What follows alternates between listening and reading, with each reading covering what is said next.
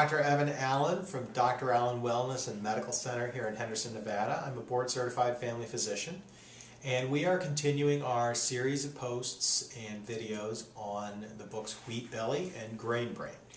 And I'm going through the second chapter of Wheat Belly on today's video, and we're talking about, how much wheat people consume in the United States. And the book tries to make an argument that people eat huge amounts of wheat, and it's in everything that you eat, and it's all over, and that's what's wrong, and that's what's making people sick.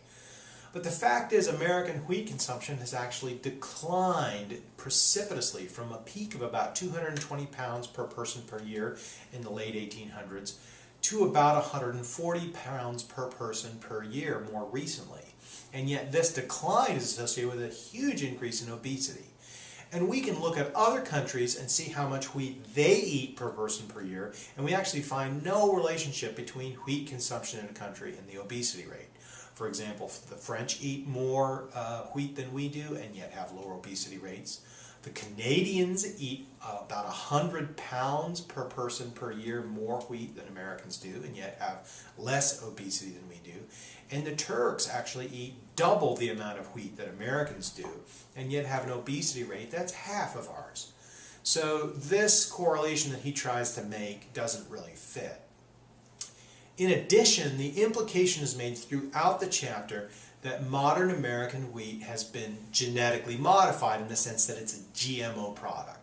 This is not true, and while he never comes out and states overtly that wheat is GMO, the implication is strong from reading the book, and it is false. There is no currently available GMO wheat for sale in the United States or anywhere else as a food product. Now, it's very, very clear that all the crops that we eat regularly have had genetic modification over time.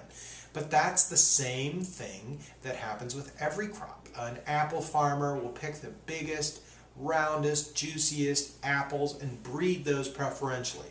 A rice farmer will pick the biggest stalks of grain that yield the most per stalk, and he'll grow those more than he'll grow, the puny little weedy ones. And so this is just standard agricultural practice. What's alarming is how much change there has been in animal agriculture over time.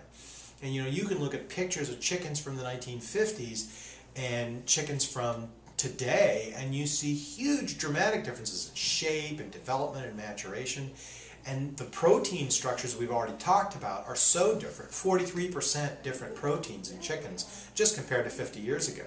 Yet that's fine, according to the book. The book says, hey, eat all the chicken you want. I would disagree with that. The final part of this chapter talks about just an experiment that the author did where he tried to eat some more primitive wheat and then ate some more modern wheat and tried to see the difference in his symptoms. Well, clearly he's biased, and clearly he's going to report it only one way depending on, if he's going to write a book about it, he's not going to write, hey, I ate modern wheat and it tasted just the same. So it's clearly unscientific, and he agrees with that. It's just a way to imply in the mind of the reader that wheat is somehow this big bad thing. Now, if you have celiac disease, you should not be eating wheat. But you should still be eating a starch-based diet where the bulk of your calories are coming from carbohydrates. That's clearly by far the healthiest strategy for anybody to adopt.